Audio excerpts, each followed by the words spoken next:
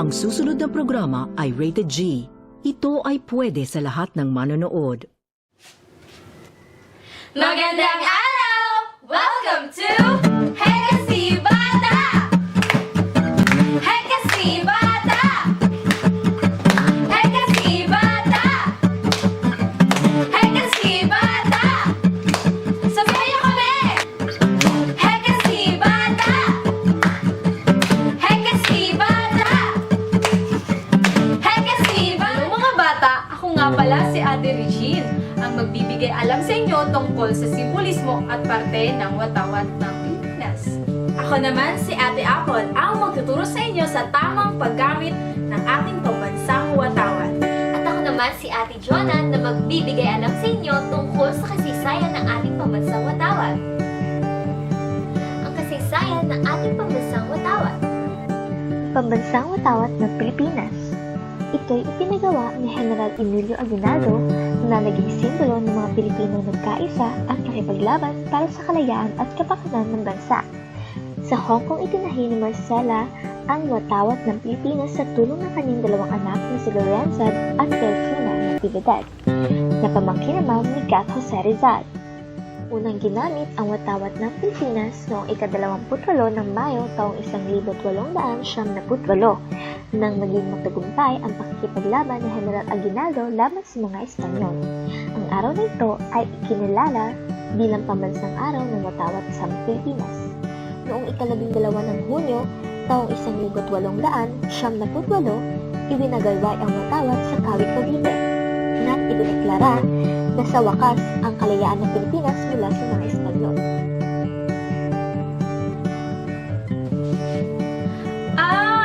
Kaya pala pinagdiriwang ang araw ng kalayaan tuwing ika-12 ng Hunyo.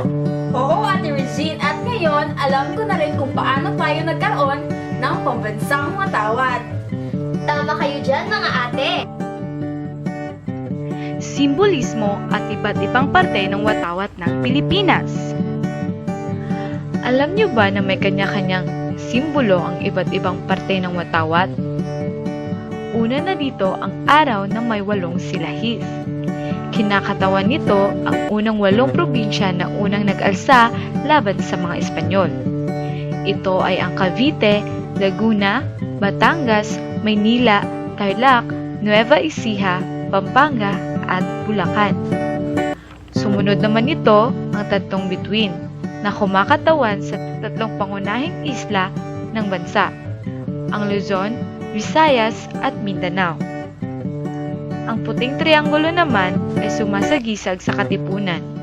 Ang kulay puti ay sumasagisag din sa kadalisayan at pagkapantay-pantay. Ang kulay pula, ito ay sumasagisag sa pagkamakabayan at katigtingan. At kulay asul na sumasagisag ito sa kapayapaan, katotohanan at katarungan.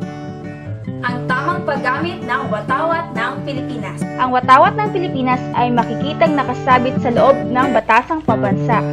Ayon sa Section 12 ng batas, kapag ang watawat ng Pilipinas ay itaas kasama ang iba pang watawat, at kung ito ay parehong pambansang watawat, ito ay dapat itaas sa magkakahiwalay na poste o lalagyan na may parehong sukat at parehong laki ng watawat. Kinakailangan din na kapag ang watawat ay nakabitin o nasa nakatayong posisyon, ang asul na bahagi ay dapat na nasa kanan kung nasa kaliwa ang tumitingin. Dahil sa kadalasang makikita ang watawat ng Pilipinas sa mga paaralan, opisina, entablado, nararapat lamang na ilagay sa kaliwa ang watawat kapag nakaharap ka sa entablado, o kaya naman sa kaliwang bahagi ng opisina sa pagpasok.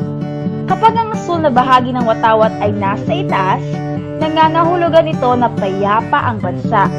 Kapag ang pula naman ang nasa itaas, nangangahulugan ito na may gyera.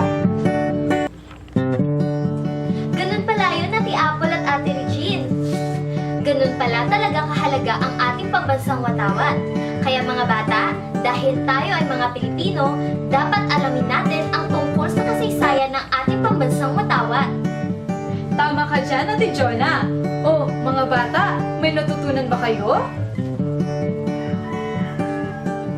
O sa mga bata, dito na nagtatapos ang ating aralin. Hanggang sa muli! Dito lang sa Hey Kasi Bata!